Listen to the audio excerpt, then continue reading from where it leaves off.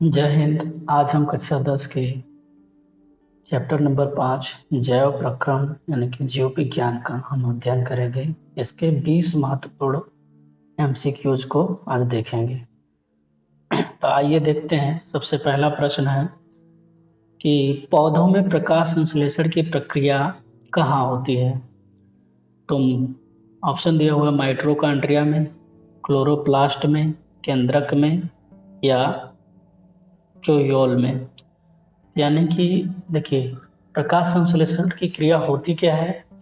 तो जो पेड़ पौधे होते हैं प्रकाश की उपस्थिति में यानी कि सूर्य के प्रकाश की उपस्थिति में वातावरण से कार्बन डाइऑक्साइड को ग्रहण करके अपने भोजन का निर्माण करते हैं। तो इस प्रक्रिया को हम क्या कहते हैं, प्रकाश संश्लेषण कहते हैं। इसमें मुख्य रूप से क्या होता है कि सनलाइट, कार्बन डाइऑक्साइड प्लस जल की आवश्यकता होती है।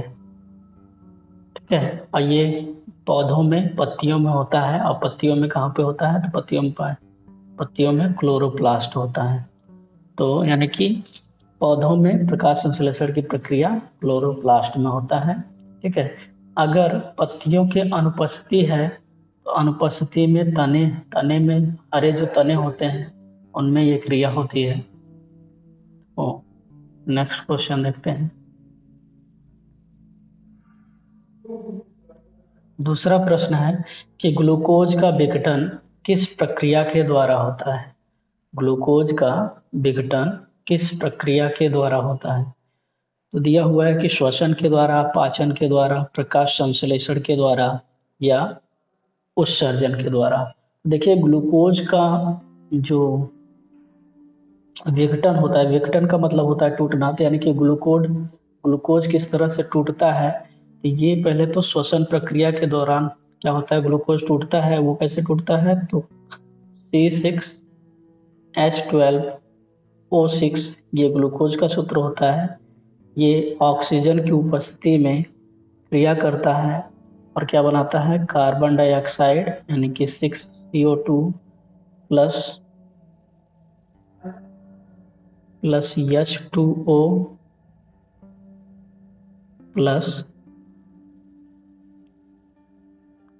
प्लस ये ऊष्मा का निर्माण करता है। यानी कि यहाँ से देखते हैं तो ये ऊर्जा बनाता है। तो अगर हम इसको देखें तो ये सिक्स कार्बन है। हाइड्रोजन की संख्या कितनी है, 12 है। यानी कि यहाँ पे हमें क्या लगाना होगा, 6 लगाना होगा, 6H2O।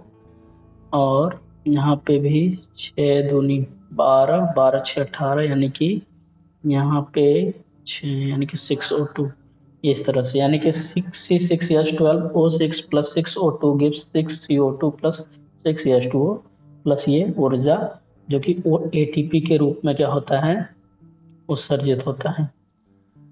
ये लगभग जो है 38 ATP ऊर्जा को उत्सर्जित करता है। तीसरा है, किस अंग के माध्यम से शरीर में ऑक्सीजन का अवशोषण होता है। तो मानव शरीर में किस अंग के द्वारा क्या होता है, ऑक्सीजन का अवशोषण होता है। तो ऑप्शन दिया, फेफड़े, यकृत, पेट, हृदय। तो हृदय से तो होता नहीं है, हृदय से खून का परिसंचरण होता है। पेट भी नहीं होता, यकृत भी नहीं होता। ये कौन काम करता है, फेफड़े। फेफड़े क्या करते हैं, वायु का परिसंचरण करते हैं। अगला चौथा प्रश्न है कि पाचन तंत्र में अम्लीय वातावरण किसके द्वारा प्रदान किया जाता है। तो पहला ऑप्शन दिया हुआ हाइड्रोक्लोरिक अम्ल, उसके बाद दिया हुआ सल्फ्यूरिक अम्ल, नाइट्रिक अम्ल और एसिटिक अम्ल। तो ये सब तो है नहीं, ये तीनों क्या होंगे, नहीं होंगे, क्योंकि जो पाचन तंत्र में जो अम्लीय माध्यम क्या होता है, हाइड्रोक्लोरिक अम्ल के द्वारा तैयार किया जाता है। पांचवा प्रश्न है कि मानव रक्त में ऑक्सीजन का परिवहन किसके द्वारा होता है। तो ऑक्सीजन का परिवहन किसके द्वारा होता है, तो श्वेत रक्त कोशिका, प्लेटलेट्स, हीमोग्लोबिन या प्लाज्मा। तो इसमें क्या होता है कि ऑक्सीजन का परिवहन करने के लिए हीमोग्लोबिन क्या होता है, उत्तरदायी होता है। तो ये हीमोग्लोबिन क्या करता है, ऑक्सीजन का परिवहन करता है। छठा प्रश्न है, पौधों में जल का परिवहन किसके द्वारा होता है? तो पौधों में जल का परिवहन किसके द्वारा होता है? तो दिया हुआ जाइलम, फ्लोएम, पत्तियों, जड़। तो यानी कि जल का परिवहन है, तो जल का परिवहन के लिए हम क्या होता है पौधों में? जाइलम होता है। और भोजन का परिवहन कौन करता है? तो भोजन का परिवहन करता है फ्लोएम। यानी कि जल का परिवहन जाइलम और भोजन का परिवहन फ्लोएम। अगला है, श्वसन की प्रक्रिया में कौन सा गैस छोड़ा जाता है? ये तो बहुत ही आसान सा प्रश्न है, हमें पता है कि श्वसन की प्रक्रिया में हम क्या करते हैं, कार्बन डाइऑक्साइड गैस को छोड़ते हैं।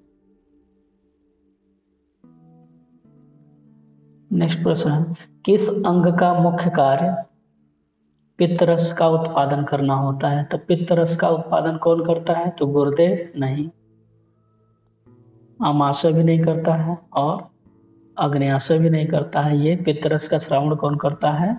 यकृत करता है ना। जो कि कहाँ पे स्टोर होता है? तो स्टोर होता है बेल ब्लैडर, जिसको कि हम पित्ताशय कहते हैं।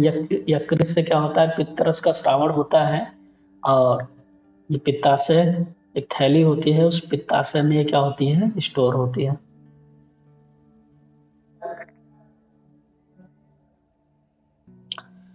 कि पौधों में खाद्य पदार्थों का संचरण किसके द्वारा होता है? तो पौधों में खाद्य पदार्थों का संचरण किसके द्वारा होता है? अभी हमने पीछे बताया था कि फ्लोएम का कार्य क्या होता है, भोजन का परिवहन करना, और जाइलम का काम क्या होता है, जल का परिवहन करना। यानी कि ये जाइलम किसका परिवहन करता है? तो ये जल का परिवहन करता है। और फ्लोएम भोजन का। फ्लोएम किसका परिवहन करता है? तो भोजन का। यानी कि जाइलम जल का और फ्लोएम भोजन का परिवहन करता है।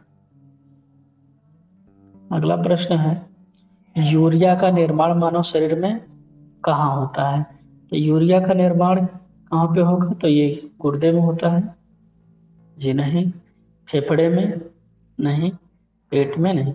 यूरिया का निर्माण कौन करता है? यूरिया का निर्माण यकृत करता है।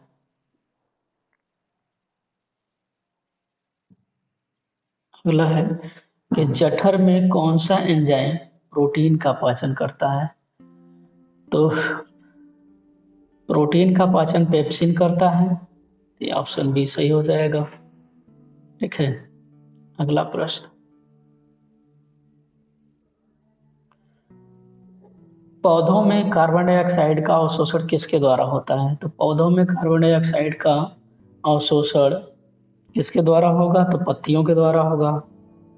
क्योंकि पत्तियां क्या होता है, सूर्य के प्रकाश और कार्बन डाइऑक्साइड की उपस्थिति में क्या करते हैं, अपने भोजन का निर्माण करते हैं तथा जड़ की सहायता से जल को अवशोषित करते हैं। ये पत्तियों में इनका अवशोषण होता है।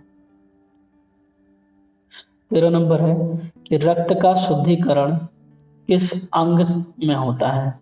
रक्त का शुद्धिकरण किस अंग में होता है? तो शुद्धिकरण किस में होगा? शुद्धिकरण कहाँ होता है? तो गुर्दे में होता है, यानी कि किडनी में। ब्लड का प्यूरिफिकेशन किडनी यानी कि गुर्दे में होता है।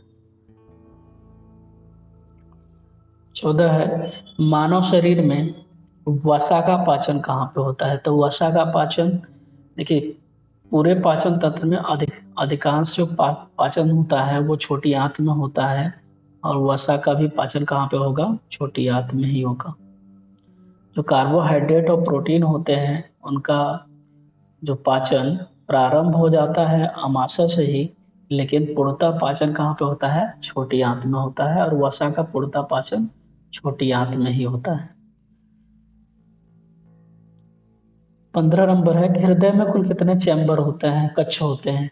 कितने चैम्बर होते हैं? तो हमें पता है कि हमारे हृदय में 4 चैम्बर होते हैं, जो कि निलय और आलिंदों में बटा हुआ है। बायां बायां निलय, बायां आलिंद, दायां निलय, दायां आलिंद, इस तरह से 4 चैम्बरों में बटा हुआ है। 16 है कि पौधों में जल के वाष्पीकरण की प्रक्रिया को क्या कहा जाता है? तो पौधे में जब जो अतिरिक्त जल होता है वो सूर्य के प्रकाश के प्रभाव से वातावरण में उत्सर्जित हो जाता है। तो इस प्रक्रिया को हम क्या कहते हैं? वाष्पोत्सर्जन कहते हैं। वाष्पोत्सर्जन की प्रक्रिया क्या होती है कि जो पौधों में अतिरिक्त जल की मात्रा होती है वो सूर्य के प्रकाश के कारण क्या होते हैं? पत्तियों से जल वाष्प के रूप में बाहर आ जाते हैं या वातावरण में चले जाते हैं। इस प्रक्रिया को हम वाष्पोत्सर्जन कहते हैं। 17 नंबर है, अमाशय में भोजन के पाचन के लिए कौन सा अम्ल आवश्यक है? तो अमाशय में भोजन का पाचन कौन करता है? तो हाइड्रोक्लोरिक अम्ल करता है। ये भोजन के माध्यम को अम्लीय बना देता है।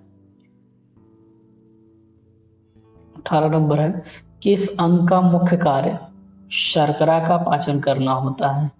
तो शर्करा का पाचन कौन करता है? छोटी आंत ही करती है। किसी भी मुख्य रूप से पाचन छोटी आंत ही करती है। ठीक। अगला प्रश्न है कि पौधों में वाष्पोत्सर्जन के दौरान किसका उत्सर्जन होता है? तो पौधों में वाष्पोत्सर्जन के दौरान किसका उत्सर्जन होगा? तो जाहिर सी बात है कि जब वाष्पोत्सर्जन की क्रिया होती है तो उसमें जलवाष्प का निर्माण होता है। तो जलवाष्प का ही क्या होगा? उत्सर्जन होगा। 20वां प्रश्न है, प्रोटीन के पाचन के लिए कौन सा एंजाइम आवश्यक है? देखिए, प्रोटीन के पाचन के लिए हमें क्या? एक पेप्सिन की आवश्यकता होती है। पेप्सिन एंजाइम क्या करता है? प्रोटीन का पाचन करता है।